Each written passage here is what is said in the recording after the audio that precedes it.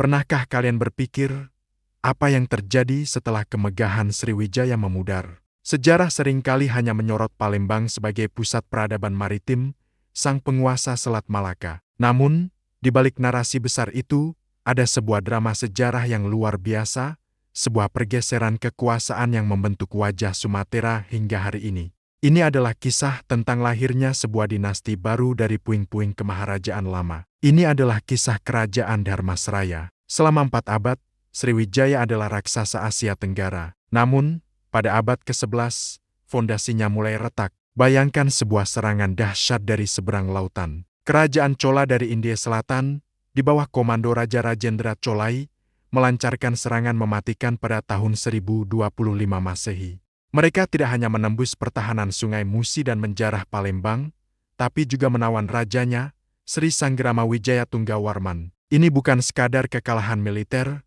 ini adalah pukulan telak yang menghancurkan wibawa Sriwijaya di mata dunia. Satu persatu, wilayah bawahannya seperti Kedah dan Ligur mulai melepaskan diri. Monopoli perdagangan yang menjadi sumber kekayaan Sriwijaya pun runtuh. Di saat yang sama, alam juga ikut berkonspirasi. Sungai Musi, urat nadi kehidupan Sriwijaya, perlahan tapi pasti mengalami pendangkalan. Sedimentasi membuat kota Palembang semakin menjauh dari laut lepas. Kapal-kapal dagang raksasa dari Tiongkok dan India mulai kesulitan berlabuh. Mereka pun mencari alternatif baru, dan mata mereka tertuju pada muara sungai tetangga yang lebih strategis, Sungai Batanghari. Inilah awal mula pergeseran pusat ekonomi dari Palembang ke Jambi. Dari krisis multidimensi inilah, sebuah kekuatan baru bangkit. Di pedalaman Sumatera, di sepanjang aliran Sungai Batanghari yang kaya akan emas, entitas politik Melayu yang pernah ditaklukkan Sriwijaya melihat peluang emas. Mereka tidak hanya ingin merdeka, tapi juga merebut kembali hegemoni. Muncullah kerajaan Dharmasraya yang secara harfiah berarti sandaran Dharma. Pusat gravitasi peradaban Sumatera kini bergeser dari hilir Sungai Musi ke hulu Sungai Batanghari. Mengapa di sana? Karena di sanalah letak sumber emas Sumatera, Swarna Bhumi yang legendaris. Berbeda dengan Sriwijaya yang bergantung pada pajak pelabuhan, Dharmasraya menguasai langsung komoditas paling berharga saat itu. Bersamaan dengan lahirnya kerajaan baru, muncul pula dinasti baru, Wangsa Mauli. Mereka adalah para penguasa yang mengisi kekosongan kekuasaan dan menyatukan kembali bumi Melayu. Bukti kekuasaan mereka terekam jelas dalam prasasti Grahi tahun 1183 di Thailand Selatan. Prasasti ini mencatat perintah Maharaja Trailokya Raja Maulibhusana Warmadewa dari Dharmasraya kepada bupatinya di Grahi. Ini bukti nyata bahwa Dharmasraya telah mengambil alih kendali atas wilayah-wilayah utara yang dulunya milik Sriwijaya. Hubungan kekuasaan pun terbalik. Dulu, Melayu Jambi adalah bawahan Palembang. Kini, Dharmasraya menjadi tuan, dan Palembang merosot menjadi kota pelabuhan biasa. Secara cerdik, Dharmasraya bahkan terus menggunakan nama Sanfosi, merek dagang Sriwijaya, saat mengirim utusan ke Tiongkok untuk menjaga status dan jalur perdagangan. Namun, panggung politik Nusantara tidak hanya diisi oleh Dharmasraya. Di timur, kekuatan raksasa dari Jawa, Kerajaan Singasari di bawah Raja Kertanegara, mulai menatap ke barat. Di utara, ancaman terbesar datang dari Kekaisaran Manggel di bawah Kubilai Khan yang telah menaklukkan Tiongkok. Kertanegara sadar, untuk membendung gelombang Manggel, Nusantara harus bersatu. Maka, ia melancarkan ekspedisi Pamalayu pada tahun ke-1275. Ini bukanlah penaklukan, melainkan sebuah diplomasi strategis untuk membentuk aliansi. Puncak dari ekspedisi ini adalah pengiriman sebuah hadiah istimewa pada tahun 1286, arca Amogapasa yang indah, dikirim dari Jawa untuk Raja Dharmasraya, Srimatribuana Raja Mauliwarmadewa. Prasasti Padang Roco yang menyertainya menjadi simbol persahabatan, namun juga hierarki.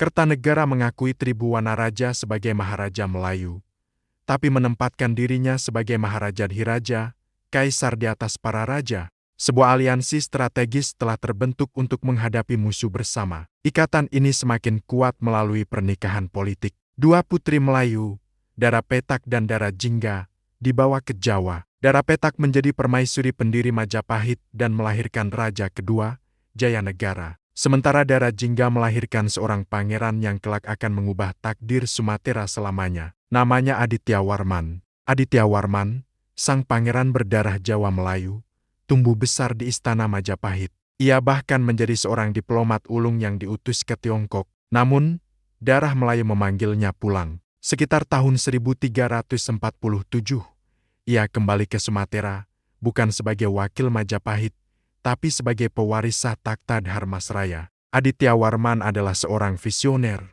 Ia memindahkan ibu kota lebih jauh ke pedalaman, ke dataran tinggi Minangkabau yang kini kita kenal sebagai Pagaruyung. Langkah brilian ini memberinya 3 keuntungan: keamanan dari serangan laut, kontrol langsung atas jantung tambang emas, dan basis pertanian yang subur. Di bawah kepemimpinannya, kerajaan ini bertransformasi menjadi Malayapura. Ia juga memperkenalkan kultus Bhairawa yang ekstrem, menggunakan simbolisme teror suci untuk menyatukan suku-suku pedalaman yang keras di bawah satu panji. Arca Bhairawa raksasa yang ditemukan di Padang Roco, yang diyakini sebagai perwujudan dirinya, adalah bukti kekuasaan absolutnya. Dari Sriwijaya ke Dharmasraya, lalu ke Pagaruyung, sejarah ini bukanlah tentang keruntuhan, melainkan tentang evolusi dan adaptasi yang luar biasa. Lahirnya Dharmasraya adalah respons cerdas peradaban Melayu terhadap krisis. Ia mewarisi jaringan maritim Sriwijaya, namun membangun fondasi baru di pedalaman yang kaya sumber daya.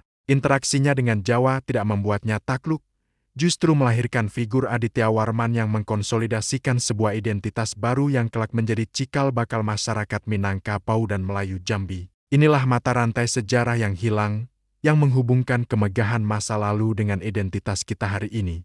Terima kasih sudah menyimak kisah yang luar biasa ini. Jangan lupa untuk like, komen, dan subscribe agar kita bisa terus mengungkap misteri-misteri sejarah Nusantara bersama-sama. Sampai jumpa di video berikutnya.